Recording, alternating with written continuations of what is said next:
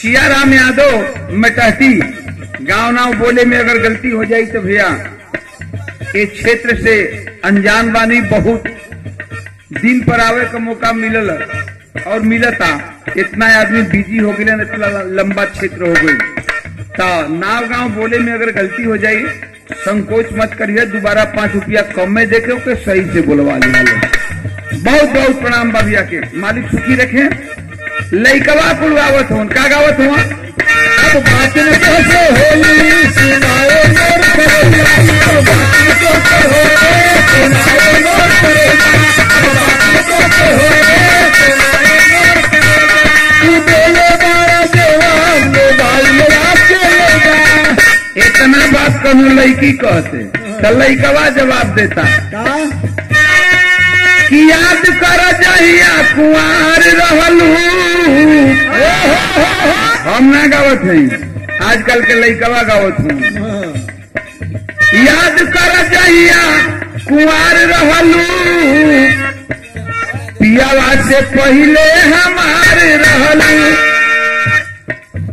गजब गजब गीत हो गई। लेकिन एगो कहता स्टेज पर, हम विराग कहाँ गावत रे, गावे से पहले ही स्टेज पर भाषण देता कहता हूँ कि भैया ई माई अपना बेटी से कहती है, याद कर जहिया कुआं, गाजीपुर, याद कर जहिया कुआं रहलू आ पेवा से पहले हमार रहलू। हम कहली कि खड़ा बोली, हम कहली कि हाँ ई माई अपना बेटी से कहती है। ओकरा गो बोले बा कि कैले रहलू प्यार जब की रहलू नादान हो, यू अपना ओकर माइये कहती है। कैले रहलू प्यार जब की रहलू नादान हो, हम ही खिया के तो के कैली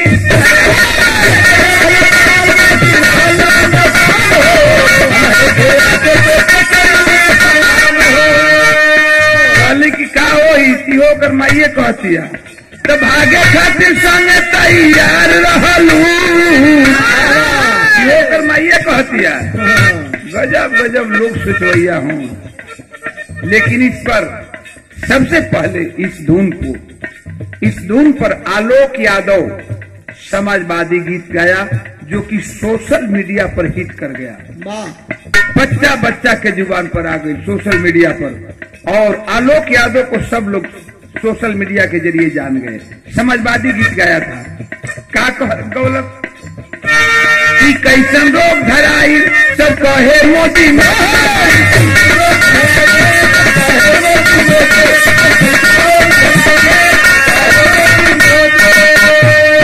लागता कि आके ई सबका के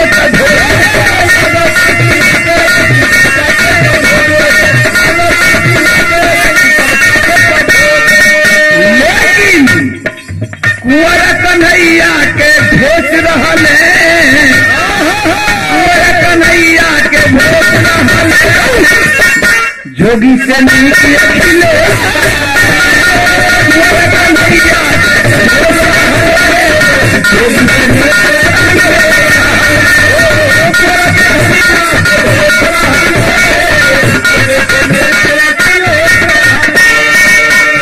जब उत्तर प्रदेश में उपचुनाव भइल, मायावती और अखिलेश जी लड़लन गोरखपुर और फूलपुर, तो सोशल मीडिया पर हम गौले।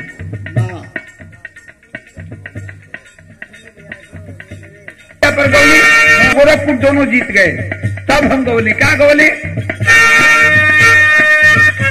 बबुआ से मिलनी बुआ अब अजब तमाशा,